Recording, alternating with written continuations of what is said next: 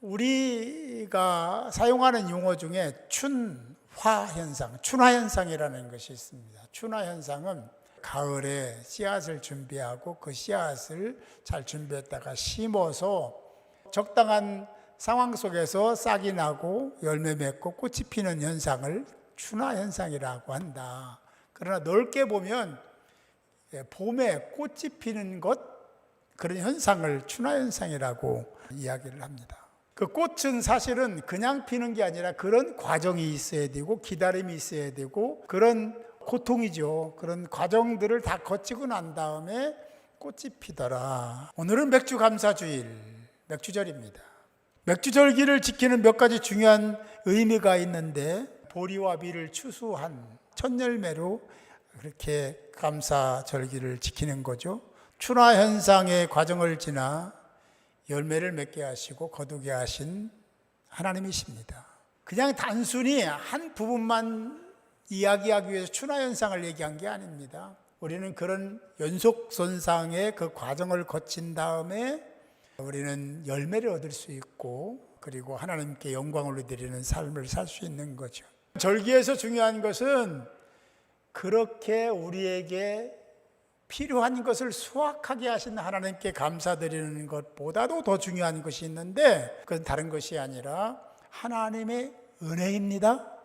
두 번째 중요한 것은 이웃의 맥주절기에 서로 위로하고 격려하고 어려운 사람을 돌보고 그것이 우리와 관계 있는 어떤 사람만 얘기하는 게 너무 좁아요.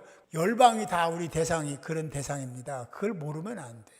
또 하나 의미 있는 것은 이 절기 때에 토라 10계명을 받았습니다. 그러니까 더 의미도 있다라는 얘기를 말씀드릴 수가 있겠죠. 오늘 맥주절 이야기를 하면서 여기 계신 여러분들이 그냥 어쩔 수 없어서 절기를 지키고 감사 예배를 드리고 그런 사람이 없기를 바랍니다. 사람들은 지금 현 상황이 그냥 주어진 줄로 착각해요. 내가 눈이 있으니까 보는 거고 입이 있으니까 혀가 있으니까 말하는 거고 내가 먹었으니까 소화되는 거고 살아있으니까 당연히 피가 도는 거고 신경이 연결된 거다. 내가 다리가 있으니까 발이 있으니까 걷는 거 아니냐 라고 생각합니다. 여러분 그렇게 생각하십니까? 대단히 잘못된 거예요. 하나님 섭섭하신 거예요. 모든 것이 하나님의 은혜입니다. 아멘. 하나님의 은혜임을 고백할 때 하나님이 기뻐하시는 거죠. 당신을 인정하니까 하나님의 은혜라고 고백하니까 좋아하시는 거죠. 근데 자기가 다 그냥 되는 것처럼 그렇게 생각하니까 감사가 결여되는 겁니다. 감사가 사라지는 거예요. 없는 거예요. 교회 와서 그 정도 감사지 현장에 돌아가면 삶의 현장에 돌아가면 감사가 없는 거예요. 왜? 내가 다 하는 거거든요. 그냥 그렇게 되는 거거든요. 하나님이 하시는 것이 아니라고 하는 착각 속에 있는 거거든요. 모든 것은 다 하나님이 이끌어 가십니다. 아멘. 일상의 삶 속에서 감사를 찾으세요. 하나님을 존귀 여기고 하나님께 예배드리고 기도하는 자가 되시기 바랍니다. 우리 성도들 가운데도 늘 그런 분이 계시죠. 그렇죠. 개업하면 개업 예배드리고 이사하면 이사 예배드리고 차를 사면 차를 위해서 기도해달라고 부탁을 저한테 하고 왜 그렇습니까? 취업하면 취업했다고 감사, 졸업하면 졸업했다고 감사, 생일 맞았으면 생일 맞았다고 감사. 왜 그러는 겁니까? 그렇게 안 하면 안 됩니까? 하나님의 은혜를 생각하면 저버릴 수가 없습니다. 하나님의 은혜를 하나님이 누군지 알면 그렇게 안 할 수가 없는 거예요. 내 생각? 다시 말씀드리지만 아무것도 아닙니다. 고집? 불필요한 겁니다. 그냥 믿음으로 살면 됩니다. 데살로니가전서 5장 18절 말씀에 보면 이렇게 말씀하죠.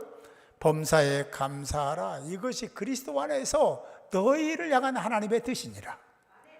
그러잖아요. 왜? 범사예요. 아주 중요한 일만 하는 게 아니에요. 아주 작은 일, 범사 모든 일이니까요. 그거에 하나님의 은혜가 임했음을 알고 깨닫고 감사해야 된다. 그게 그리스도인이라면 당연한 거다. 그게 하나님 뜻이다라고 말씀하고 있습니다. 하나님 언제나 어디서나 여러분을 지켜보고 계시고 여러분을 정말 사랑하십니다.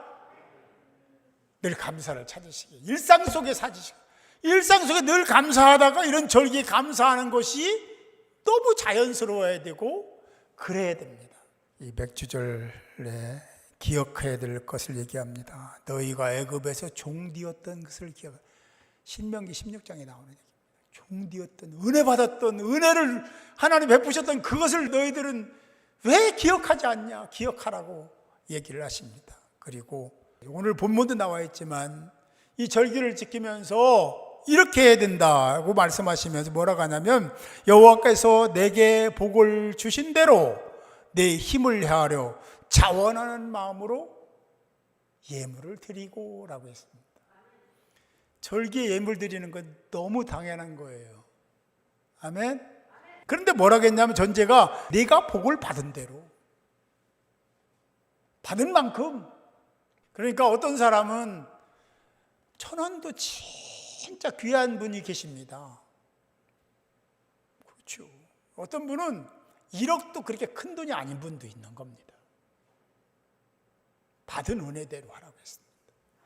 근데 또 뭐라고 했냐면 힘을 헤아려, 있는 힘을 다해서 힘에 붙이도록, 그런 얘기죠. 다른 성경에 그렇게 나옵니다.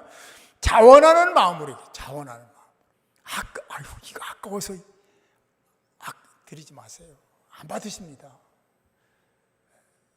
아까운 마음으로 그냥 이렇게 해서 막 더 드리려고 하는 게 더 줄여가지고 막 이래서 안 되고 이리 좀 더 빼고 좀 더 빼고 드리지 마세요. 하나님이 안 받으십니다.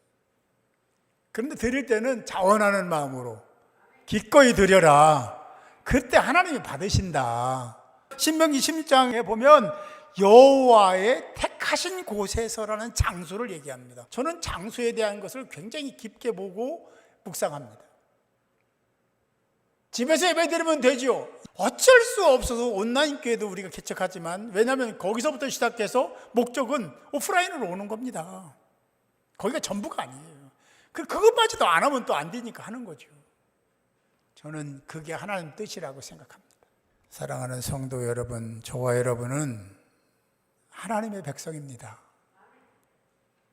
하나님의 사랑받을 자들입니다. 그래서 하나님이 부르신 겁니다. 아멘? 그렇죠. 하나님 백성이기 때문에 하나님 말씀을 가장 존귀하게 여겨야 돼요.